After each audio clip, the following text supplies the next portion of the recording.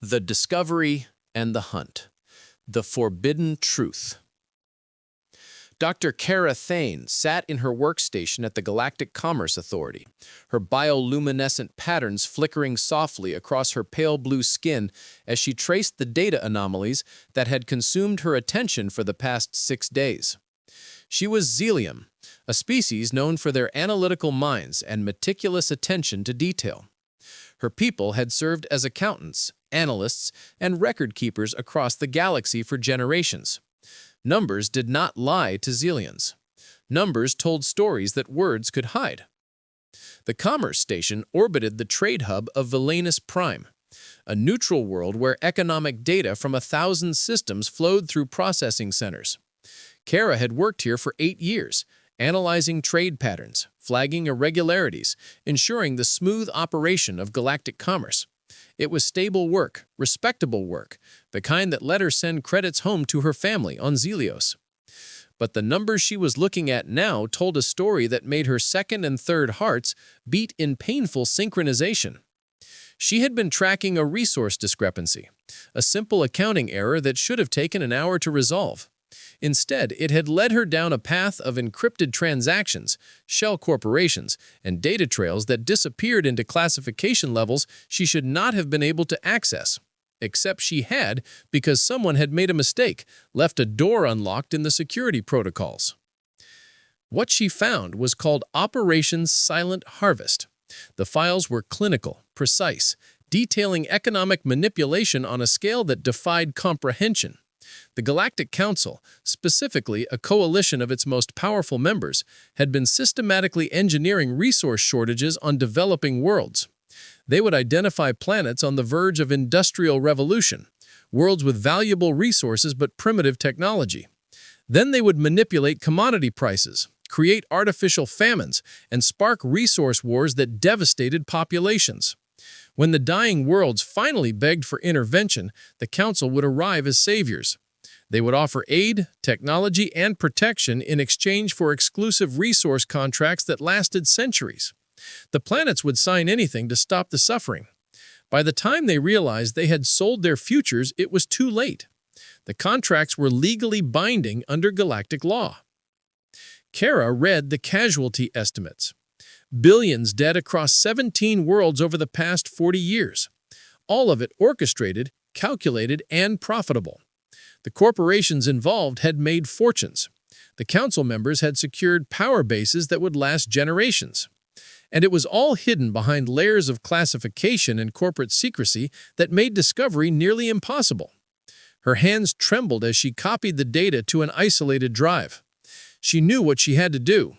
There were oversight committees, judicial councils, species representatives whose job it was to prevent exactly this kind of atrocity. She composed a message to Counselor Verain, a Xelian like herself who sat on the Ethics Oversight Committee. Verain had a reputation for integrity that spanned decades. Kara attached a summary of her findings and requested an urgent meeting. She sent the message through encrypted channels and waited. The response came in 4 minutes. Not from Verain. From station security. Her workstation locked. Alarms screamed through the data center. Kara looked up to see her supervisor, Talus Marvin, running toward her desk. His face was pale, his expression panicked.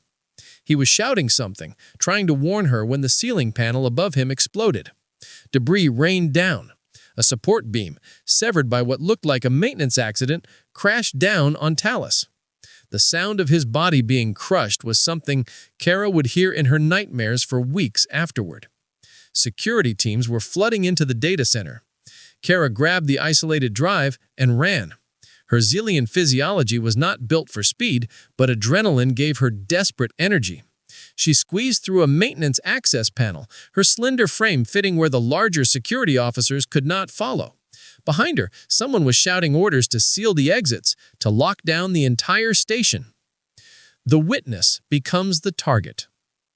Kara ran through maintenance corridors she had walked during safety drills but never thought she would use for escape. Her mind, trained to process patterns and probabilities, calculated her chances of survival. They were not good. Station Valanus Prime was a controlled environment. Hundreds of thousands of beings living and working in a structure that floated in space. There were only so many places to hide, and security controlled all of them. She reached a cargo bay and found a maintenance crew preparing a shipment. Without thinking, she dove into a cargo container filled with processed foods bound for a freighter. She buried herself beneath packages, breathing slowly, trying to control the panic that threatened to overwhelm her analytical mind. The container was sealed and loaded. She felt the movement, the transfer to a ship, the rumble of engines. 3 hours later, when the container was finally opened at a distribution center in another system, Kara emerged into a warehouse filled with automated sorting systems. No one noticed one small Xelian among the cargo. She stole worker clothing, walked out of the facility, and disappeared into the crowds of Port Sundaria. She had 1,500 credits in her personal account, accessed through an encrypted personal device that security had not yet locked down. It was enough to book passage on a transport heading toward the frontier. She changed her appearance as best she could, cutting the delicate biocrystalline formations that grew from her scalp, a painful process that left her looking scarred and sick.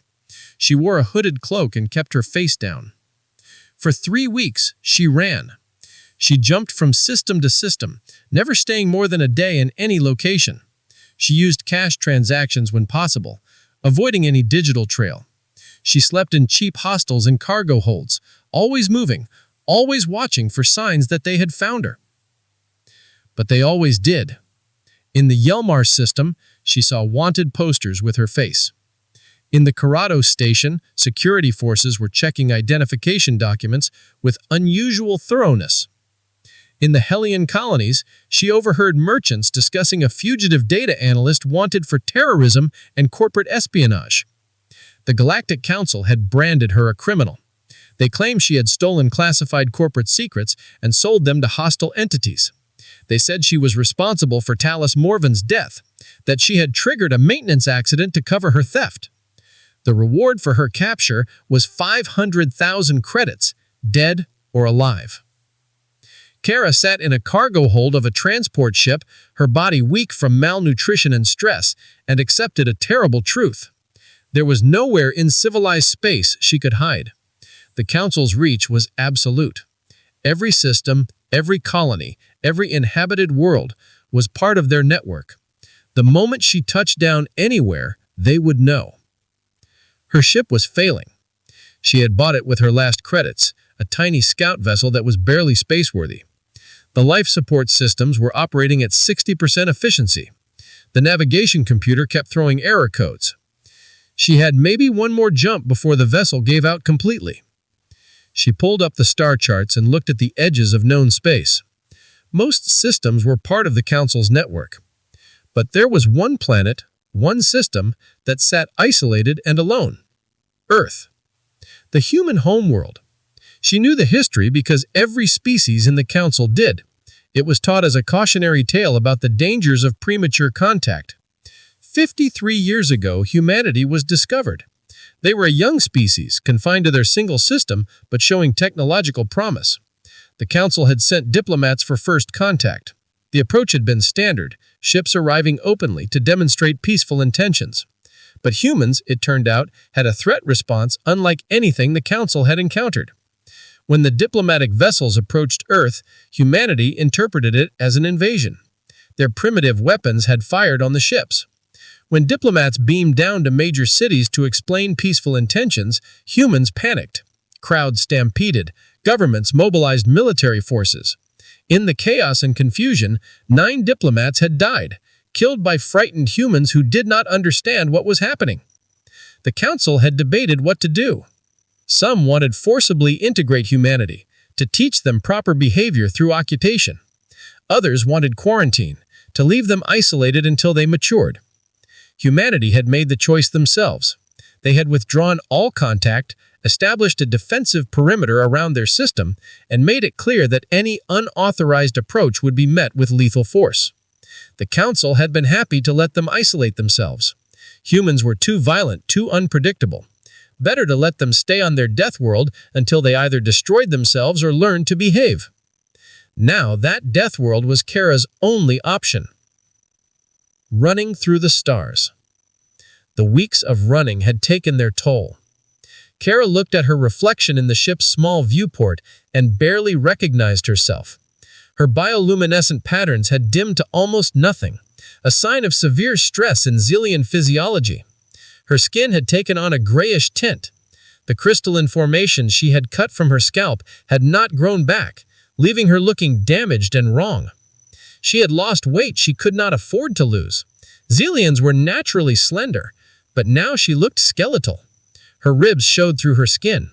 Her eyes, normally bright and alert, were hollow with exhaustion.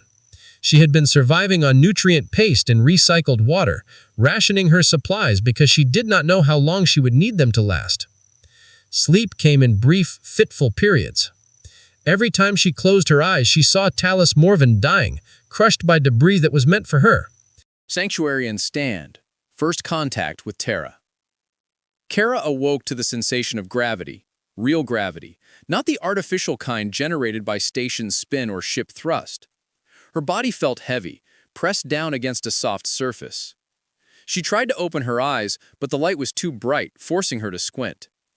Gradually, her vision adjusted. She was lying in a bed, a real bed with clean white sheets. Medical equipment surrounded her, devices she did not recognize but whose purpose was clear from their configuration. A figure moved into her field of vision. Human. Male.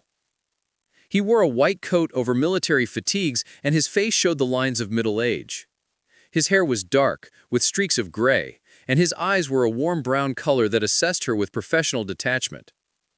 Dr. Thane, I'm Dr. Robert Castellan. You're in the medical wing of Armstrong Station, Earth's primary orbital facility. You've been unconscious for 22 hours. How do you feel? Kara's throat was painfully dry. When she tried to speak, her voice came out as a rasp. Like I died. Castellan's expression softened slightly. Close enough. You had severe radiation exposure from your failing ship's drive core. Second-degree burns across 30% of your body. Dehydration, malnutrition, and you were about 8 minutes from permanent neurological damage when we pulled you out of vacuum. Your emergency suit's oxygen supply was nearly exhausted. He handed her a container of water with a straw. Kara drank gratefully, the cool liquid soothing her damaged throat. Why am I alive? The council says I'm a terrorist. You should have turned me away. We don't make decisions about people based on what others say about them. Castellan adjusted one of the monitoring devices. You asked for asylum. That means something to us. But we need to understand what we're dealing with. There are people who want to speak with you today. Military command. They need to know why the Galactic Council wants you dead, badly enough to issue a galaxy-wide kill order. Kara's bioluminescent patterns flickered weakly, a sign of distress. How long until they arrive? They're already here. Waiting. Outside. I told them you needed at least an hour to stabilize, but this is their facility. When you're ready, I'll bring them in. I'm ready now. Kara pushed herself into a sitting position, ignoring the pain that flared through her healing burns. I've been running for weeks. I'm tired of waiting. Castellan studied her for a moment, then nodded. He walked to the door and spoke quietly to someone outside. 2 humans entered the room, and Kara immediately understood these were people who commanded authority. The first was a woman, perhaps 50 years old by human standards, with steel-gray hair pulled back in a tight bun. She wore a military uniform, dark blue with minimal decorations, but her bearing suggested high rank. Her eyes were sharp and calculating, the kind that had made difficult decisions and lived with their consequences. This was someone who had seen combat, who understood strategy and sacrifice. The second was a man, younger than the woman but older than Castellan, with dark skin and a shaved head. He wore civilian clothing, but moved with controlled precision of someone with military training. His expression was neutral, professional, but his eyes missed nothing. Intelligence operative, Kara's analytical mind concluded. Someone who dealt in information and secrets. The woman spoke first. Dr. Thane, I'm General Sarah Chen, Commander of Earth Defense Forces. This is James O'Coffer, our intelligence director. We've reviewed the preliminary information you transmitted when you entered our space. Now we need the full story. Kara reached for the waterproof pouch she still wore around her neck. The medical staff had left it with her, understanding perhaps that she needed it close. She pulled out the data drive and held it up. Everything I found is on this. The Galactic Council isn't hunting me because I stole classified information. They're hunting me because I discovered what they've been doing. Operation Silent Harvest. They've been systematically destroying developing worlds, creating artificial famines and resource wars, then offering salvation in exchange for centuries of economic slavery. Billions dead across 17 planets over 40 years. All of it orchestrated, calculated, and profitable. Okafor took the data drive and inserted it into a portable reader he carried. His expression remained neutral as he scrolled through the files, but Kara saw his jaw tighten. General Chen watched over his shoulder, her face hardening with each page of evidence. "These authorization codes," Okafor said quietly, "they're legitimate. High-level council members, corporate executives, military contractors. This isn't a rogue operation. This is systematic policy." Chen's voice was cold. 17 worlds. How many casualties? The files estimate 4.7 billion dead, most from engineered famines, the rest from resource wars that were sparked by artificial scarcity.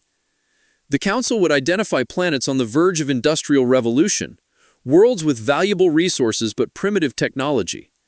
They would manipulate markets, crash commodity prices, and watch as civilizations tore themselves apart fighting over resources that should have been abundant.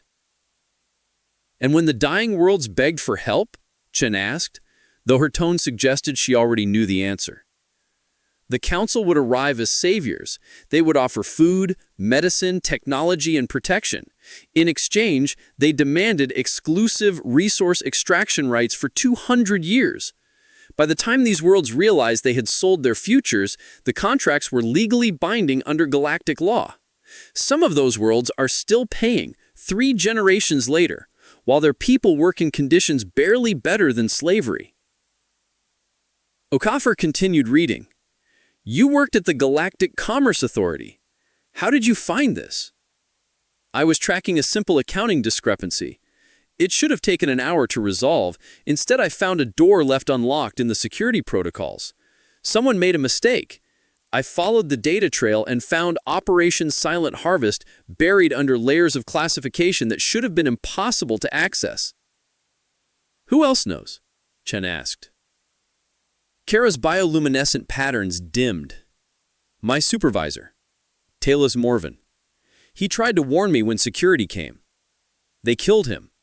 Made it look like a maintenance accident. I tried to contact a counselor I thought was honest, but they intercepted my message. I tried to reach a journalist and a human rights organization. Both attempts failed. The journalist died before we could meet. The organization never received my message because security was waiting when I tried to send it."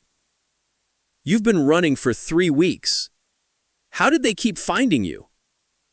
"The Council's tracking network is absolute. Every sensor, every patrol ship, every station feeds data into systems designed to make escape impossible. Every inhabited world is part of their network. I only lasted as long as I did because I kept moving, never staying anywhere long enough for them to deploy assets. But my ship was failing. I was out of credits, out of supplies, out of options." Chen looked at her steadily. "Why come to Earth? Why not try to reach one of the independent colonies or frontier worlds?" "Because they're all compromised. Even the independent worlds maintain economic ties to the Council. The moment I touch down anywhere in civilized space, they would know. Earth is the only place outside their reach." "We're outside their reach because we told them to stay away 53 years ago. We don't involve ourselves in Council politics. We learned that lesson the hard way." Kara met her gaze. "I know. I'm not asking you to fight my battles. I'm not even asking you to expose this conspiracy, though the evidence is all there if you want it. I'm just asking you not to hand me over to the people trying to kill me. If you want to ignore what's in those files, that's your choice. but please don't send me back to die." Okafor and Chen exchanged a look, something passing between them that Kara could not interpret. Years of working together, she realized, had given them a shorthand communication that did not require words. Finally, Chen nodded. "You came here asking for asylum. That's not something we take lightly, Dr. Thane. In human culture, asylum is a sacred promise. You ask for protection, we give it. That's how it's worked for thousands of years in various forms. When someone seeks sanctuary, we don't break that promise." Kara felt something break inside her, weeks of desperate fear finally releasing. Tears ran down her face, a physiological response Xylians shared with humans. "You barely know me. Why would you risk anything for someone you just met?" "Because that's what asylum means," Chen said simply. "It's a promise that transcends politics and convenience. You asked for our protection, we're giving it. Anyone who comes for you comes through us first. That's non-negotiable." Kara was assigned quarters in a secure section of Armstrong Station. The room was small but comfortable, far better than the cargo holds and cheap hostels she had been hiding in. For the first time in weeks, she slept without nightmares of being caught. She slept deeply, her exhausted body finally allowing itself to rest. She woke 14 hours later, to the sound of alarms. The door to her quarters opened and Okafor appeared, now wearing body armor and carrying a weapon. His expression was grim. "Get dressed. We're moving you to a secure bunker. We have incoming." "What's happening?" "Corporate mercenary fleet.